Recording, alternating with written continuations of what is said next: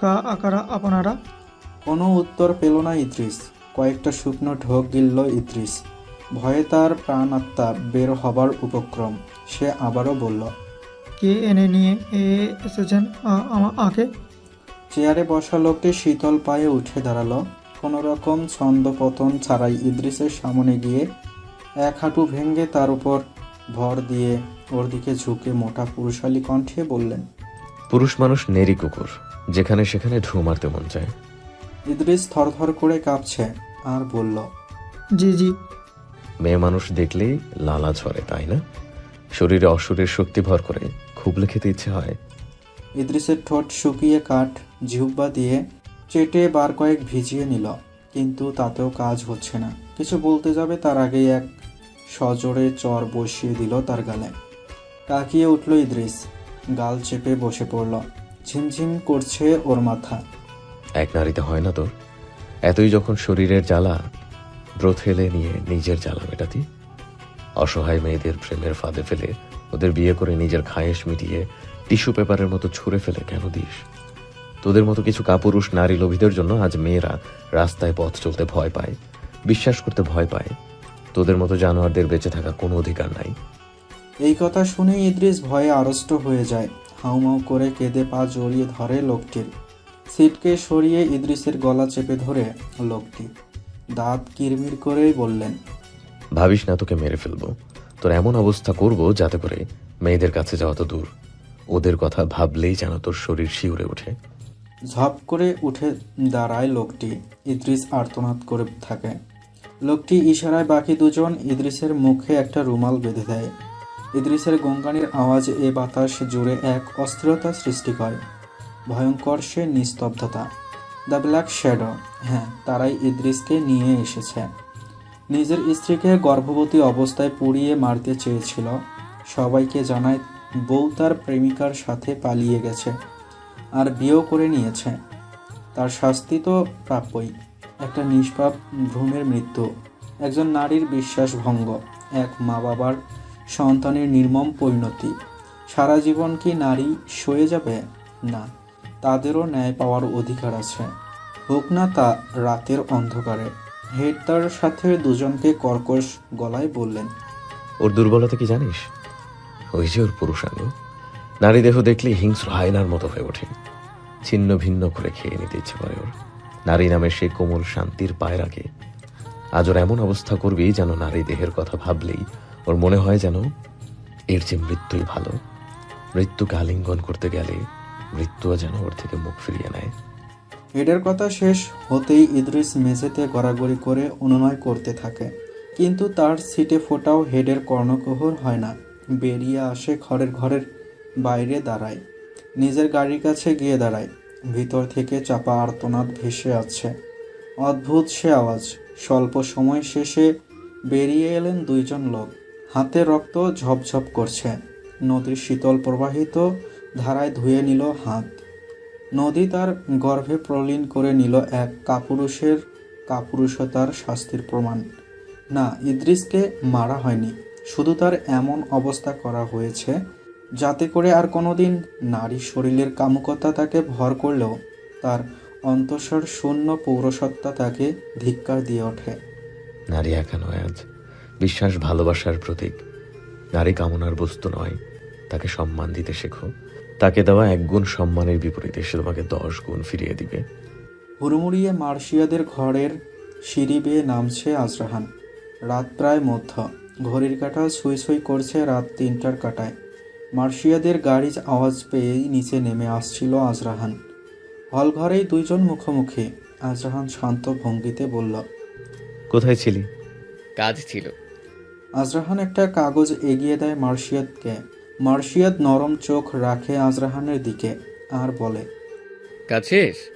হুম। ওকে, আজ এখানেই থেকে যা। মা জানতে পারলে আমার খাওয়া বন্ধ করে দিবে।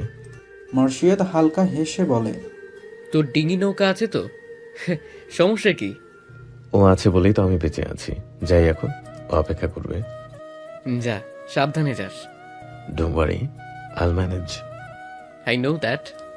একে অপরকে উষ্ণ আলিঙ্গন করে মার্শিয়াদ এর বাড়ি থেকে বের হয় আজরাহান। গন্তব্য তার ডিঙ্গি নৌকা যে এখনও তার অপেক্ষায় পথ চেয়ে বসে আছে। সকালে প্রাতরাশ সেরে টিভি দেখতে বসেছে সানোয়ার আহমেদ। নিউজের হেডলাইন দেখেই চকচক করছে তার চোখ।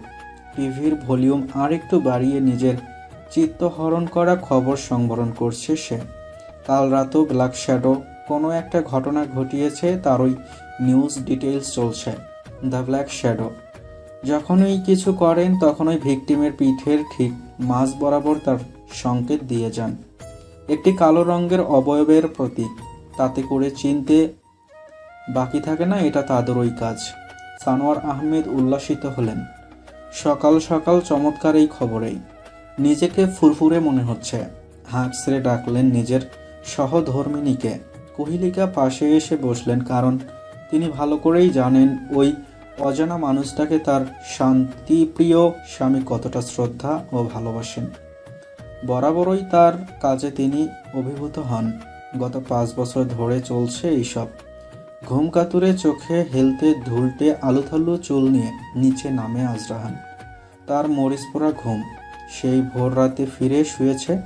ঘুম এখনো তার পরিপূর্ণতা পায়নি, কিন্তু দেরি করলে মা জেনে যাবে যে কাল রাতেও আড্ডা দিতে গিয়েছে। তাহলে সকালের নাস্তা আজকের জন্য তার থেকে বিদায় নেবে। নিজেকে যথেষ্ট শক্ত করে খাবার টেবিলে বসে আজরাহান। চোখ জ্বালা করছে ভীষণ। মাথার শিরাগুলো টকবক করছে, যেন এখনই ছিঁড়ে যাবে। আজরাহানকে খাবার এগিয়ে দেয় প্রহর, আর ওকে টিপ্পনি কেটে বলে, দেখেছেন ব্ল্যাক শ্যাডো কত মহান কাজ করে, আর আপনি সারা রাত উজবুকের মতো আড্ডা মারেন আর দিনের বেলা কুমিরের মতো পড়ে পড়ে ঘুমান। আজরাহান ঘর ঘরে গলায় বলল, যার কাজ যেটা সে সেটাই করে। ও আপনার একমাত্র লক্ষ্য বুঝি শুধু বিয়ে করা? না, তোর বাচ্চার বাবা হওয়া। যা শহর এখান থেকে। প্রহরকে হালকা সরিয়ে একটা মাখন লাগানো ব্রেড নিয়ে তাতে কামড় বসায় আজরাহান। প্রহর কিঞ্চিত ক্ষীণ কণ্ঠে বলে, ইস, এসেছে আমার বাচ্চার বাবা হতে। আপনার সেই আশা সেগুড়ে বালি। সেই বালির গুড় দিয়ে নাড়ু বানিয়ে খাওয়াবো তোকে। প্রহর ঠোঁটকে এপাশ ওপাশ করে ভেংসি কাটে। সব্যস্ত হয়ে সেখানে আসে সানায়া। দ্রুতগামী কণ্ঠে বলল, ভাইয়া আমাকে একটু লাইব্রেরিতে দিয়ে আসবে, খুব আর্জেন্ট। আজরাহান ঠোঁটের কোণ বাঁকিয়ে উপহাসের স্বরে বলে, আমাকে কি তোর পাঠাও কুরিয়ারের সার্ভিসের ড্রাইভার মনে হয়? একটু পৌঁছে দিলে কি হয়? এই এত পড়ালেখা করে কি করবি রে? সেই তো শ্বশুর বাড়ি গিয়ে এক চলো গুতবি। সানায়া কিছু বলতে যাবে তার আগেই কোহেলিকা গলা ছেড়ে বললেন, এইসব কি ধরনের কথা? মেয়ে হয়েছে বলে কি শিক্ষার অধিকার নেই? এইসব শিখিয়েছি তোমাকে আমি। আজরাহান দুটো ফাঁকা ঢোক গেলে। এখানে থাকলেই বিপদ। হাতে রাখা অর্ধ ব্রেড নিয়ে উঠে দাঁড়ায়। প্রহরকে বলে, কফি নিয়ে 2 মিনিটের মধ্যে আমার ঘরে আয়। কোহেলিকা হতাশ হলেন তার ছেলের ব্যবহারে। সেই ছোটবেলা থেকে সব কাজই তার উল্টা পাল্টা। সব মানুষ যখন খাওয়ায় ব্যস্ত তখন সে ঘুমে। সব মানুষ যখন হই হুল্লোড়ে মগ্ন সে ডুবকি লাগায় তার বইয়ের মধ্যে। এই ছেলের মতিগতি তিনি কখনো বুঝতে পারে না।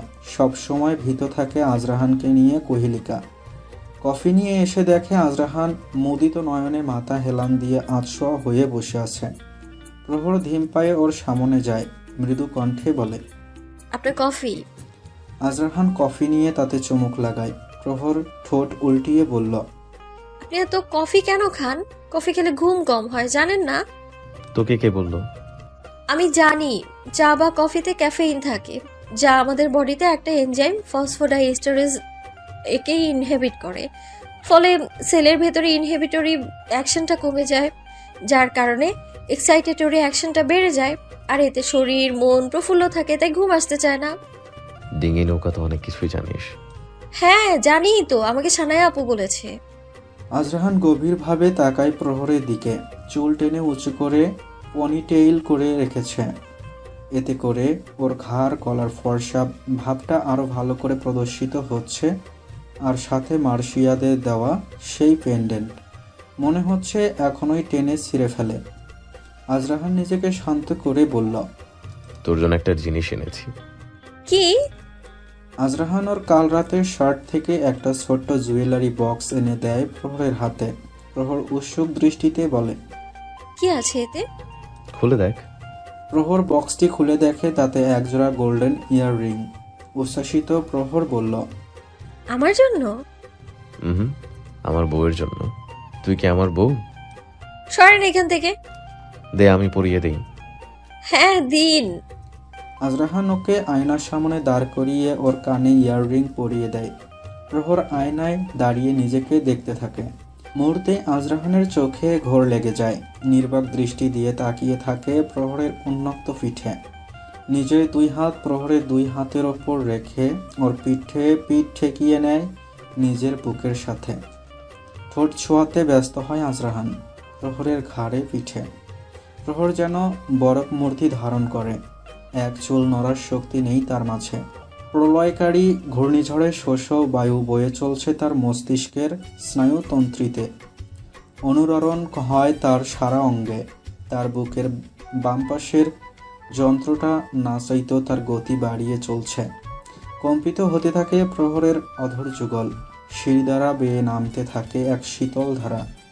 আজরাহান তার হাতের সাহায্যে সরিয়ে দেয় প্রহরের পনিটেইল করা চুল। উন্মুক্ত পিঠে এক গভীর উষ্ণ চুম্বন করে আজরাহান। প্রহর তার নিঃশ্বাস আটকে নেয়। ওর সারা শরীর যেন বিবশ হয়ে যাচ্ছে। আজরাহানকে সে এই অধিকার দিয়েছে।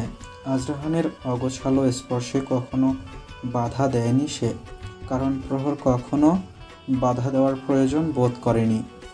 আজরাহানের গভীর স্পর্শে সে সবসময় ভালোবাসায় কুড়িয়ে বেরিয়েছে। আজরাহান প্রহরকে নিজের দিকে ঘুরিয়ে নেয়। প্রহরের মুদিত নয়নে চুমু খায়। প্রহরের নাকের ডগায় জমে গেছে মুক্তোর ন্যায় ঘাম। কপালে জমেছে বিন্দুসম ঘাম। আজরাহানের উত্তপ্ত নিঃশ্বাস আশ্রে পড়ে প্রহরের অধর যুগলে। আর তাতেই অধরের কম্পন ক্রিয়া বাড়তেই থাকে। প্রহর তার মুদিত নয়নেই সব কিছু অনুভব করে যাচ্ছে। আজরাহান ওর এক হাত রাখে প্রহরের কোমরে। হালকা কেঁপে ওঠে প্রহর। এক লম্বা লম্বা শ্বাস টেনে নেয় সে।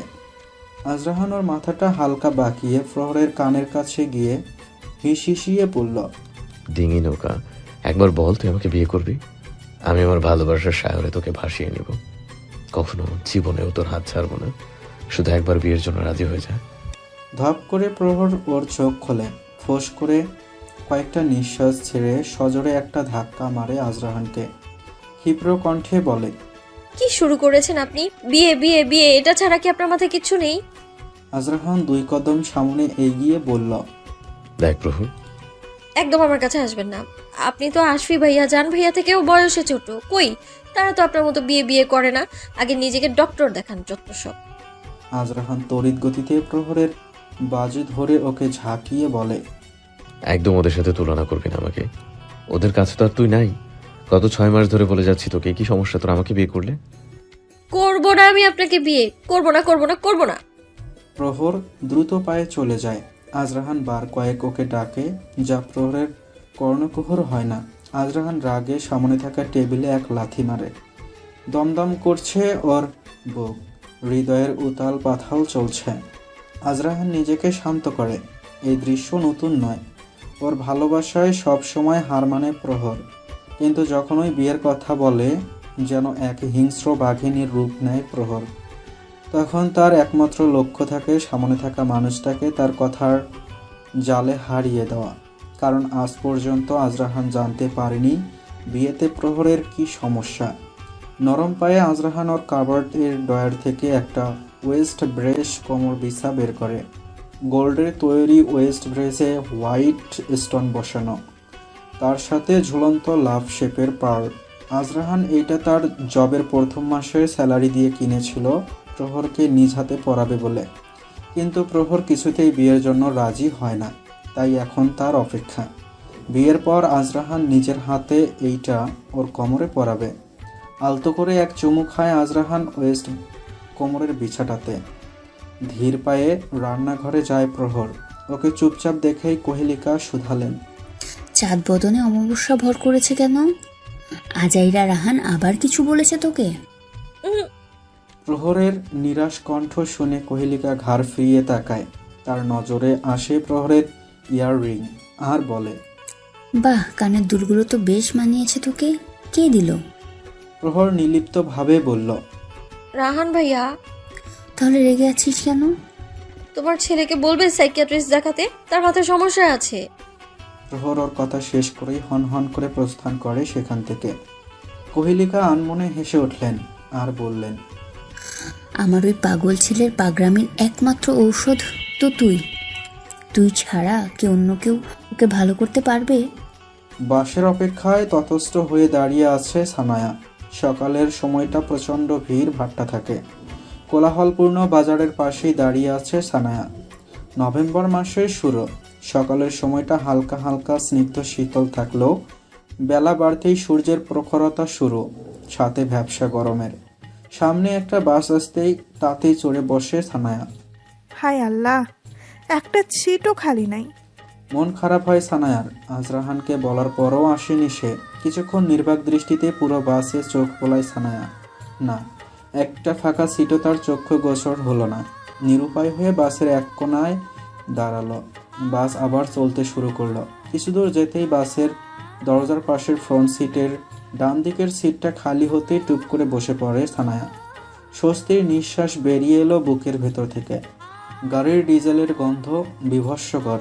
গরমে তার জামার পেছনের অংশ লেপ্টে গিয়েছে। লম্বা চুলে বেনি করা তা পিছন দিয়েই আরাম করে বসে। জানালা দিয়ে আসা হুড়হুড়ে বাতাসে এখন বেশ লাগছে। সানায়া চোখ বুঝে নেয়। হঠাৎ সে অনুভব করে তার পাশে বসা লোকটা সানায়ার হাত স্পর্শ করছে। হালকা চেপে নিজেকে সতর্ক করে সানায়া, কিন্তু লোকটার স্পর্শে সে আবারও অনুভব করে। সানায়া মুদিত নয়ন যুগলের পাল্লা খুলে পাশে তাকায়।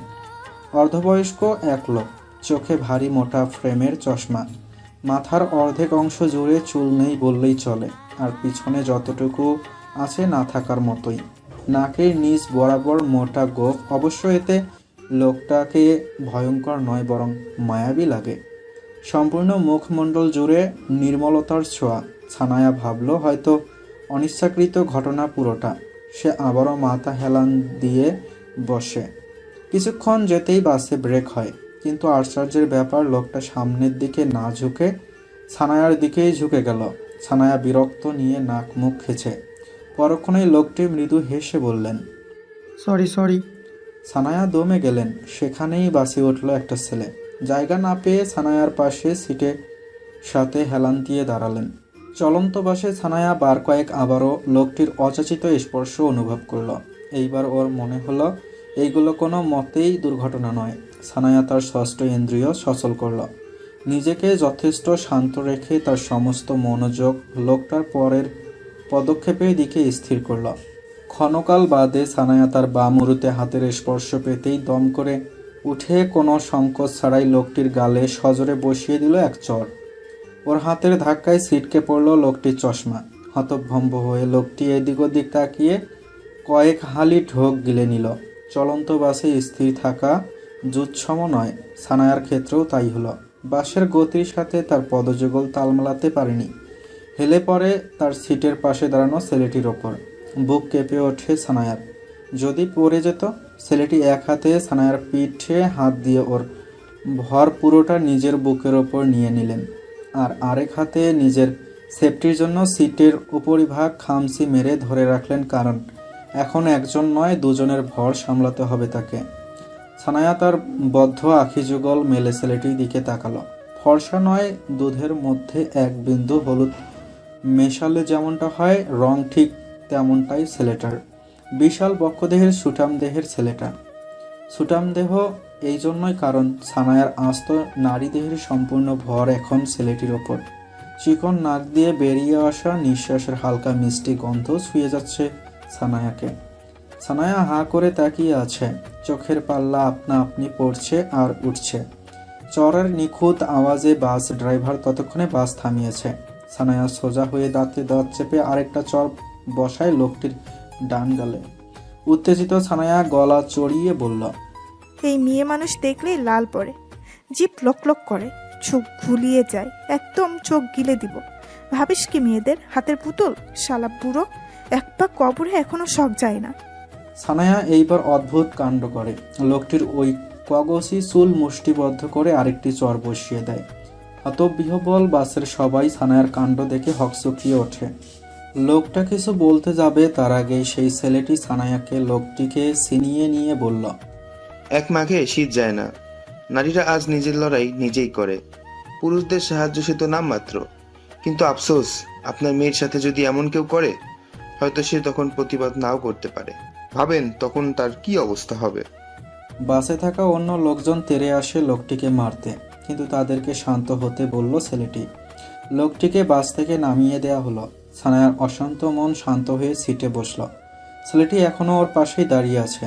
এত কিছু হওয়ার পর সানায়ার আর কিছু বলতে ইচ্ছে করছে না, নচেত ছেলেটিকে সে তার পাশে বসার জন্য বলতো।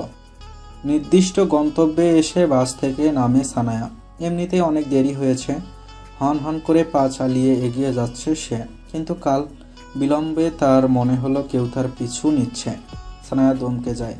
পিছন ফিরতেই দেখে সেই লম্বা চওড়া দুধে হলুদ মেশা ছেলেটি।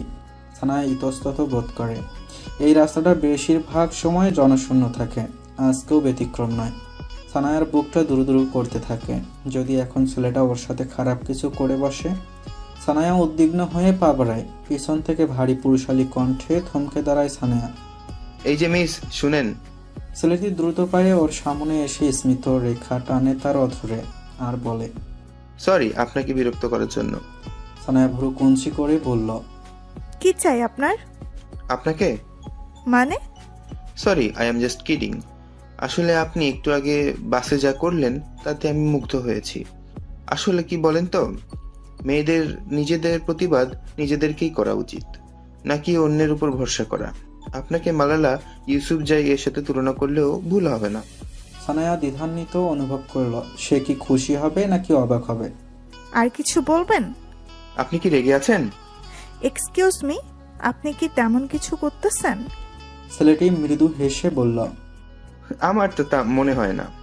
সানায়া হালকা দম ছেড়ে বলল, একটু ঝেড়ে কাশেন, আমার সময় নেই।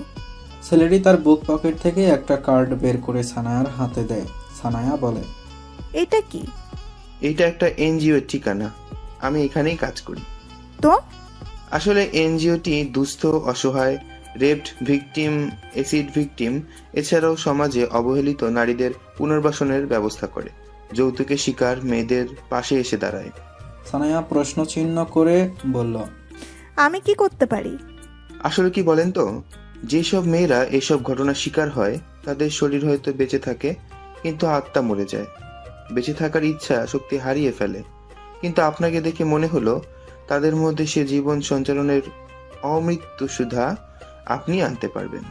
আপনার সেই ক্ষমতা আছে। তাই আপনি একবার ঘুরে আসতেন আমাদের সংস্থাটা, তাহলে কৃতজ্ঞ থাকব। অবশ্য জোর নেই, এইটা একদম আপনার ইচ্ছের উপর নির্ভর করে। সানায়া এমনিতেও কঠিন মস্তিষ্কের মানুষ। কোহেলিকা তার মেয়েকে যথেষ্ট অনুধাবন শক্তি সহই গড়ে তুলেছে। মানুষকে চেনার কিঞ্চিত ক্ষমতা আছে তার। ছেলেটার কথাবার্তা আর ব্যবহারে ভালোই মনে হলো। শান্ত কণ্ঠে সানায়া বলল, ওকে, আমি ভেবে দেখব। ছেলেটির উচ্ছ্বাসিত কণ্ঠে বলল, thank you so much miss. It's okay. Sanaya ঘুরে পা বাড়ায়। ছেলেটি আবার ওর সামনে এসে মৃদু স্বরে বলে, যদি কিছু মনে না করেন একটা প্রশ্ন করতে পারি? হুম। আপনার নামটা যদি একটু বলতেন। সানায়া আহমেদ। থ্যাঙ্কস। আমি তারাফ ইফতিয়ার। আসছি। হুম। সানায়া যাওয়ার পানে কিছুক্ষণ অপলকভাবে তাকিয়ে থাকে তারাফ। আজ প্রথম কোনো মেয়েকে নিয়ে তার ভাবতে ইচ্ছে করছে। শ্যামকুমারী সত্যি আমার মন কেড়ে নিয়েছে। সানায়া ঠিক যেন আমার হৃদয়ের আয়না। শপিং মলে জুয়েলারির দোকান থেকে বের হতেই কারো সাথে ধাক্কা খেয়ে ধপাস করে নিচে পড়ে নুরাইসা। ফ্লোরে বসেই কাকিয়ে ওঠে, আর্তনাদ করে বলে, ইস, গেল রে, আমার কোমর ভেঙেই গেল বোধহয়। এখন আমাকে কে বিয়ে করবে? ধাক্কা খাওয়া ছেলেটি হাঁটু গেড়ে ওর সামনেই বসে স্মিত কণ্ঠে বলে, বিয়ের জন্য বড্ড চিন্তা আপনার। Sorry for this. আসলে আমি ইচ্ছে করে আপনাকে ধাক্কা দিইনি। নুরাইসা তড়িৎ রেগে বলল, এই আপনাদের মতো ছেলেদের দোষ। প্রথমে দোষ করবেন, পরে সরি বলবেন, ভাববেন সব ল্যাটা চুকে গেল। মার্শিয়াত গাঢ় দৃষ্টিতে তাকিয়ে দেখে নুরাইসাকে। তার চেহারা নয়, কথার প্রেমে পড়েছে মার্শিয়াত। ঠিক কয়েক বছর আগেও এমনই করে কারো কথার প্রেমে পড়েছিল সে। মার্শিয়াদ অধর প্রসারিত করে বলল, আপনার কথায় তো মিষ্টটা আছে, মিষ্টি খান না কি বেশি? নুরাইসা ভ্রু কুটি করে বলল, ফ্লার্ট করছেন? এরকম মনে হওয়ার কারণ? আপনাদের ছেলেদের স্বভাবই এরকম। ফুলের কাছে ভ্রমর তো আসবেই, আর আগুনের কাছে মোহ মেলে তো তাকে গলতেই হবে। নুরাইসা বিরস চাহনি আবদ্ধ করে মার্শিয়াদের চোখে। কি গভীর চোখ, বাদামি মণি যেন জলজল করে তাকিয়ে আছে তার দিকে। এ কেমন চোখের মায়া ওনার? মার্শিয়াদ হালকা হেসে আবার বলল, দেখা হয়েছে মিষ্টি, তাহলে উঠে দাঁড়ান। নুরাইসা চোখের কোণ ক্ষীণ করে ভাবে, তার কথায় এই লোক মিষ্টতা পেল কিভাবে। শান্তভাবে উঠে দাঁড়ায় নুরাইসা, চওড়া কণ্ঠে বলে, আমার নাম মিষ্টি নয়, নুরাইসা। কিন্তু আপনার কথায় তো অনেক মিষ্টি। নুরাইসা গাল ফুলিয়ে হালকা অধর বাঁকায়। মার্শিয়াদ শীতল কণ্ঠে বলে, একটা হেল্প করতে পারবেন? আমি আপনাকে কেন হেল্প করব? কে হন আপনি আমার? তা তো জানা নেই, তবে হেল্পটা করলে হয়তো কিছু হতে পারে আপনার। নুরাইসা খানিক ভাবে। 6 ফুট 2 ইঞ্চি উচ্চতার ফর্সা পেশিবহুল গাঢ় চাহনির কোনো পুরুষ তাকে এত তাড়াতাড়ি বিমোহিত করবে সে ভাবতে পারেনি। এমনিতেও ছেলেদের থেকে দূরে থাকতে সে পছন্দ করে, আর আজরাহানকে সে বরাবরই এড়িয়ে চলতে চায়। কিন্তু সামনে দাঁড়ানো লোকটার মধ্যে কিছু তো একটা আছে যা তাকে অপার্থিবভাবে মোহিত করছে। বলেন কি করতে হবে? আসলে আমি একজনকে গিফট করব, কিন্তু বুঝতে পারছি না কি পছন্দ হবে তার। নুরাইসার চেহারা মুহূর্তেই মলিন হয়ে গেল। তার মানে প্রিয় কেউ আছে তার। আমি কি করে হেল্প করতে পারি এই বিষয়ে? সেও একজন মেয়ে। আই থিঙ্ক মেয়েরা মেয়েদের পছন্দ ভালো বুঝতে পারে। প্রিয় ব্যক্তিটি একজন মেয়ে শুনে নুরাইসা নিশ্চিন্ত হয়ে গেল যে নিশ্চয়ই মার্শিয়াদের গার্লফ্রেন্ড আছে, আর তার জন্যই গিফট কিনতে এসেছে। নুরাইসার ধ্যান ভাঙ্গে মার্শিয়াদের মিষ্টি আওয়াজে। কি হলো মিষ্টি, কোথায় হারিয়ে গেলেন? কোথাও না, চলেন। আপনি আমাকে তার পছন্দ সম্পর্কে কিছু বলুন, তাহলে আমি ধারণা করতে পারবো। প্রায় 1 ঘন্টা পুরো শপিং মল চষে বেড়ায় ওরা। অনেক কিছুই কেনা হয়। গাড়ির কাছে আসতেই মার্শিয়াদ বলল, চলুন আপনাকে পৌঁছে দিই। না, তার প্রয়োজন নেই। আমি এই এলাকাতেই থাকি, সামনেই আমার বাসা। আমি চলে যেতে পারবো। আপনার নামটা বললেন না? মার্শিয়া দারজান, ছোট করে জান বলে রাখতে পারেন। ওকে, আসি তাহলে। ধন্যবাদ। আর বেশ, আমাদের আবার দেখা হবে। নুরাইসা এক দীর্ঘশ্বাস ছাড়ে আর মনে মনে বলে, না, আর কখনো আপনার সাথে আমার দেখা না হোক। সম্ভবত সেটাই ভালো হবে। নুরাইসা চোখ ছোট ছোট করে বিনয়ের সুরে বলল, একটা কথা বলবো? হুম, 10টা বলুন। নুরাইসা ছোট্ট করে হাসে আর বলে, গিফটগুলো কি আপনার গার্লফ্রেন্ডের জন্য? মার্শিয়াদ হালকা অধর কোণ প্রশস্ত করে বলল, কেন, মেয়ে হলে কি তাকে গার্লফ্রেন্ড হতে হয়? সে আমার একজন প্রিয় মানুষ, যাকে ছাড়া আমি অপূর্ণ। নুরাইসা কি ভেবে নীরব থাকে। মার্শিয়াদ চলে যাওয়ার জন্য গাড়িতে বসে শান্ত কণ্ঠে নুরাইসাকে বলল, আসি মিষ্টি, আবার দেখা হবে। নুরাইসা নির্লিপ্তভাবে তাকিয়ে থাকে। এ যাওয়া যেন শেষ যাওয়া না হয়। ছাদের রেলিংয়ের সাথে ঘেঁষে দাঁড়িয়ে বাড়ির পাশের মাঠে কিশোর বয়সী ছেলেদের খেলা দেখছে প্রহর। বিকেল গড়িয়েছে, একটু আগেই আসরের আজান হয়েছে। নামাজ পড়বে সে, আর কিছুক্ষণ দেখেই চলে যাবে। ঘাড়ে উষ্ণ বাতাস অনুভব হতেই পিছন ফিরে তাকায় প্রহর। দেখে একদম ওর সামনেই দাঁড়িয়ে আজরাহান। সকালের ঘটনার পর আর আজরাহানের ঘরমুখো হয়নি প্রহর। স্কুলে যাওয়ার পথেও কোনো কথা হয়নি ওদের। আজরাহান ফিরে এসে শাওয়ার নিয়ে লাঞ্চ সেরে ঘুম দেয়, কারণ রাতে তার ঘুম হয়নি। প্রহরের বিকাল কাটে এভাবেই। আজরাহান ওকে বাইরে যেতে দেয় না। দুপুরে খাওয়ার পর কোনো দিন হোমওয়ার্ক করে, না হলে কোনো দিন হালকা ঘুমিয়ে কাটায়। আর বিকালের শেষটা কাটায় মাঠের ছেলেদের দুরন্ত পায়ের ফুটবল খেলা দেখে। আজরাহান একদম প্রহরের কাছে দাঁড়ানো। সূর্যের মৃদু রশ্মির উৎপীড়নে ঘেমে আছে প্রহর। নাকের ডগায় আর গলায় জমেছে ঘাম। আজরাহানের নাকে এক মিষ্টি গন্ধ এসে নাড়া দেয়। ঘামার্ত প্রহরের গলায় এক নেশাভরা চোখে তাকিয়ে থাকে আজরাহান। গাঢ় কফি কালারের শার্টে আজরাহানের ফর্সার রং যেন দ্যুতি ছড়াচ্ছে। আজরাহান ওর এক হাত রাখে প্রহরের কোমরে, হালকা নুইয়ে ওর মুখ নিয়ে যায় প্রহরের গলার কাছে। বার কয়েক নাক ঘষা দেয় ওর গলায়। প্রহরের রন্ধ্রে রন্ধ্রে কাঁপন ওঠে। অধরের উষ্ণ ছোঁয়া লাগায় প্রহরের বিউটি বোনের ঠিক নিচ বরাবর। অনুরণন শুরু হয় প্রহরের সারা অঙ্গে। কম্পনরত কণ্ঠে বলল,